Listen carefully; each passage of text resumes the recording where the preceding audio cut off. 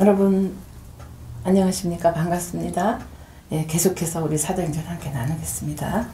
우리가 지난번에 사울이 정말 공문을 받아서 자진해서 살기가 등등하여 예수 그리스도의 사람들을 죽이려고 다메섹으로 가는 그 내용을 한번 봤습니다.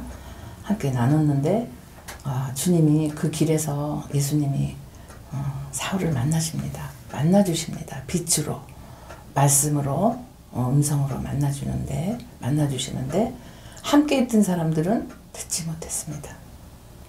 그리고 듣긴 했으나 누군지 모릅니다. 그냥 어렴풋이 알겠죠? 어렴풋이. 그러나 그들에게는 아무 상관이 없고 그 일행 중은 상관이 없고 오직 사울에게만 주님이 집중하셔서 자세하게 말해주십니다. 네가 이제는 이제 이방인의 사도가 될 것이라는 그 얘기도 이제 주님께서 알려주시는 것이고, 그 다음에 아나니아라는 제자를 통해서 너가 눈을 뜨게 될 것이다. 그래서 동일하게 아나니아에게도 그 말씀을 해주십니다. 이 성령님 하시는 역사는 전 세계 우리가 어디 있든지 무엇을 하든지 우리가 그의 이름을 놓고 성령의 감동으로 간구하는 그 기도는 주님께서 다 동시에 들으시고 동일하게 역사하시지 않습니까? 함께 계시다는 의미가 내가 영원히 너희와 함께 하겠다라는 그 의미가 바로 이렇게 성령께서 성령의 기름 부은 모든 사람들에게, 당신의 자녀들에게 이렇게 역사하시는 놀라운 이 성령 사도행전의 이야기가 오늘 저와 여러분의 이야기입니다. 그래서 아나니아가 형제여 이렇게 얘기를 하지 않습니까?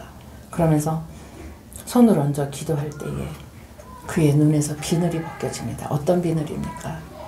정말 그가 율법 아래서 율법의 영으로 종노릇하던, 그래서 하나님은 알고 예수 그리스도는 몰랐습니다. 예수 그리스도가 예수님 하나님의 아들인지 그가 몰랐고 오히려 죽였던 사람입니다. 이제 그가 비늘이 드디어 벗겨지자 영의 눈이 뜨여진 것입니다. 그래서 세례를 예수 그리스도 이름으로 회개하여 세례를 받고 그 다음에 음식을 먹고 힘을 얻습니다. 성령의 세례가 동시에 주어진 것입니다. 그러면서 아나니아 손에 이끌렸겠죠.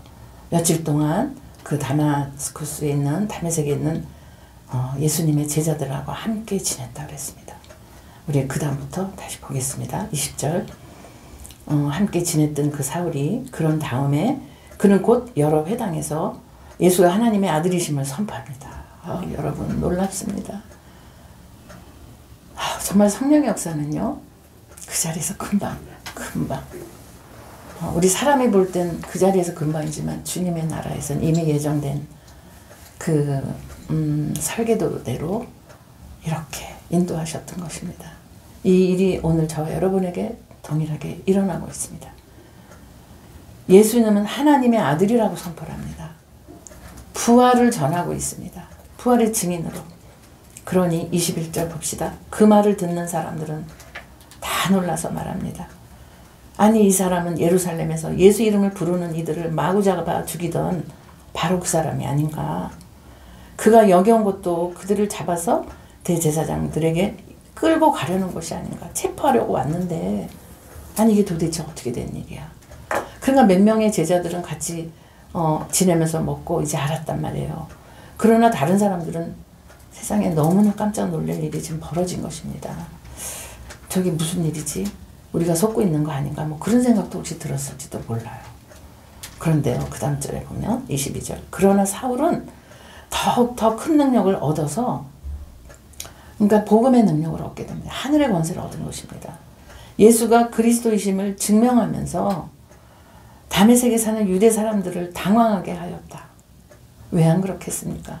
그러니까 너무 이상한 일이에요. 저 사람이 연극을 하고 가짜로 하기에는 그렇지가 않은 거예요. 지금 엄청난 과독이 있습니다. 사울도 지금 잡아 죽이려도 했던 사람이 이제 죽임을 당하는 사람의 입장이 됐습니다. 그러니까 예수님을 전할 때와 예수님 전하러 다니는 사람을 잡을 때와 본인이 됐을 때 본인이 복음 전도가 됐을 때에는 죽이려는 사람에서 죽음을 당하는 사람으로 변해 있는 것입니다. 그러니까 23절 여러 날이 이렇게 지났습니다. 그랬더니 이제 소문이 얼마나 퍼졌겠습니까? 유대인들한 건 바리새인들입니다. 거기도 그 종교 지도자들에 소속이 된 사람들이 있죠. 그래서 사울을 죽이기로 모의를 합니다. 이거 큰일 나겠거든요. 그들의 음모가 사울에게 알려졌습니다. 하나님이 지금 사울이 죽으면 어떻게 해요? 이방인의 사도가 이제 복음을 전해야 되는데, 그러니까 주의 뜻이 없으면, 뜻이 아니면 허락이 안 됩니다. 사울을 죽이려고 그들이 밤낮으로 성문을 지키고 있어요. 성마다 배치돼 갖고. 그러면서 모든 성문이라는 건 성문이 여러 개가 있는 것입니다. 그 성 안으로 들어가면 한 개만 있는 것이 아니라 거길 그야말로 조를 짜서 지키고 있었대요. 그러나 그의 제자들이 밤에 사울을 광주리에 담아서 그 성 바깥으로 달아서 내렸습니다. 여러분, 어떻게 반전의 역사입니다. 놀랍습니다. 그러니까 참 그리스도의 생명의 역사, 그 빛을 받으면요, 이전의 사람이 아니에요. 새로운 피조물이 됐기 때문에 그 입에서 성령의 은혜 안에 있기 때문에 빛의 사람이 돼서 예수님 얘기만 할 수밖에 없는 것입니다. 지금 우리가 이런 아주 극적인 상황이 이 한 장, 몇 절 사이에 저희가 지금 나누고 있지 않습니까? 그러나 그때로 한번 우리가 가만히 상상을 해보면 정말 놀라운, 이 바울은 이제 사울은 이름이고요. 바울은 이제 로마식 이름입니다. 사울은 헬라식 이름이고, 예. 그래서 도망을 갑니다. 참 어떻게 이렇게 며칠 만에 이런 일이 벌어지고 있습니다. 지금 26절 사울이 예루살렘에 도망해서 거기까지 갔습니다. 거기에 있는 제자들과 어울리려고 했어요. 이제는 이제 똑같아졌으니까. 그런데요, 그들은 사울이 제자라는 사실을 믿을 수가 없어서, 그러니까 누구 제자? 예수님의 제자라는 말을 믿을 수가 없습니다. 너무나 두려운 존재거든요. 모두들 그를 두려워하였다. 그러나 참 바나바가 나옵니다. 초대교회 바나바는 아주 착한 사람이라고 그랬어요. 권위도 있고 자기의 모든 재산을 다 팔아서 주님 앞에, 사도들 발 앞에 내어줬던 정말 성령의 사람이거든요. 심성이 참 착하다 그랬어요. 그러니까 다 두렵긴 해요. 그러나 하나님이 이때 바나바를 또 들어서 사용을 하십니다. 사울을 맞아들입니다. 맞아들여 손을 잡고 사도들한테 데려갑니다. 그럼 사울만 하나만 볼 때는 다 도망가지만 믿을 수 있는 사람 바나바를 보고 사울이 길에서 주님을 본 거 다 설명하고요. 다메섹 가다가 주님 만난 얘기랑 주님이 사울에게 했던 말씀하신 일과 사울이 또 그 다메섹 그 길에서 그렇게 했던 일, 또 예수 이름으로 담대히 복음을 바로 전했던 일을 그들에게 이야기를 해주셨습니다. 28절 그래서 사울은 제자들과 함께 지내요. 하나로 된 것입니다. 놀래면서. 성령의 역사란 그 역사를 듣고 다 놀래서 이제 받아들였습니다. 그래서 예루살렘을 자유롭게 드나들며 주님의 이름으로 담대히 말하였고, 사울이 그리스의 헬라말을 하는 유대 사람들과도 말을 해요. 이 부분을 쓰고 계시는 것입니다. 이방인, 그 당시 이방인들은 어디 있냐면 헬라, 그리스의 말을 쓰면서 알렉산더가 전 세계를 제패했잖아요. 그 당시에. 그러고서 33살에 열병으로 죽었죠. 그래서 전 세계가 제패돼 있어서 헬라어로 모든 말이 통용하고, 지금 우리가 국제어가 미국 영어인 것처럼 영어만 다 통하잖아요. 그런 것처럼 그 당시가 헬라의 언어를 썼는데 이 사울이 능통한 사람입니다. 그래서 주님이 이 부분을 지금 사용하고 계십니다. 그래서 일반 히브리 사람하고는 히브리 말을 하죠. 아람어. 그 다음에 헬라 그리스도인들하고는 헬라 말을 합니다. 그래서 토론을 하기도 합니다. 그러나 유대인들, 율법의 그 종교를 믿는 그들은 유대인들, 유대 종교 믿는 그들은 사울을 죽이려고 호시탐탐 노리고 있습니다. 지금 이렇게 반대가 됐습니다. 상황이. 그랬더니 신도들이 또 알려줍니다. 이 일을 알고 그 형제들이 또 소식을 다 들었고 알려줍니다.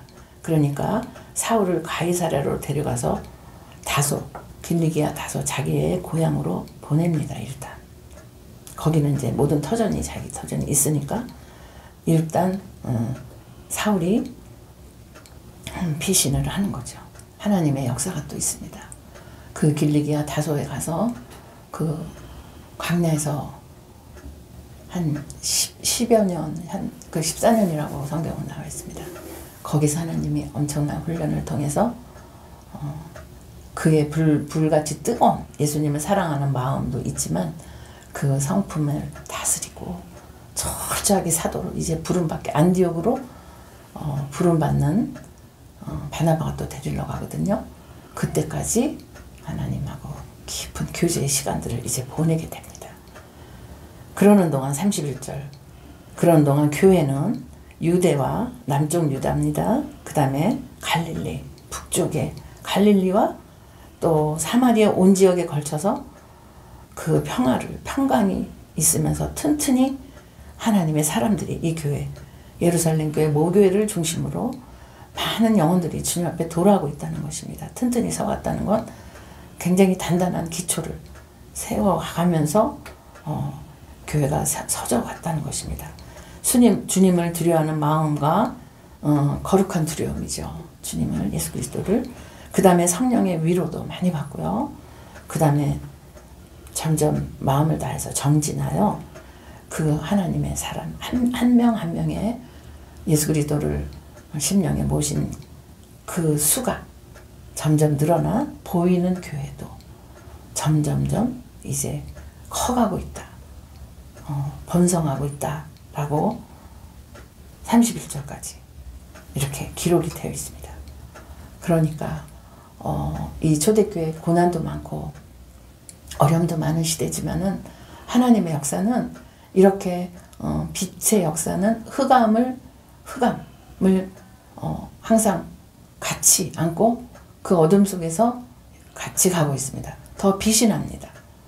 그래서 아무 어려움이 없는데 예수 믿기가 이렇게 더 쉽지 않은 것처럼 세상으로 더 마음이 돌아가는 듯이 그러나 환난과 고난을 통해서 예수님께 더 가까이 나오고 주님과 깊은 은혜의 자리에 위로와 은혜가 더 점점 깊어지는 것 같은 똑같은 역사가 어느 시대 때나 다 동일하게 있었던 것인데 저희가 보는 이것은 초대교회가 이제 강성하게 이루어져 가고 또 많은 박해를 여전히 받고 로마의 핍박 아래서 그 모든 황제들이 신이라고 자처하는 그 시대에 이제 더 큰 고난들이 그들에게 있고 또 있을 것입니다.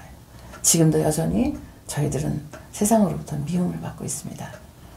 우리가 하는 행실도 많이 하느라고 하지만 세상은 저희들을 미워합니다. 왜냐하면 어둠 속에 빛이 발할 때 예수님 그러셨죠.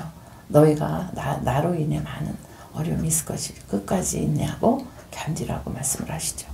여러분 이 한순간에 사울이 변하여 예수 그리스도 성령을 체험하고 주님을 만나니까 그 다음부터는 주님의 말씀을 전하고 부활을 전하는 정말 기가 막힌 하나님의 사람이 되었습니다.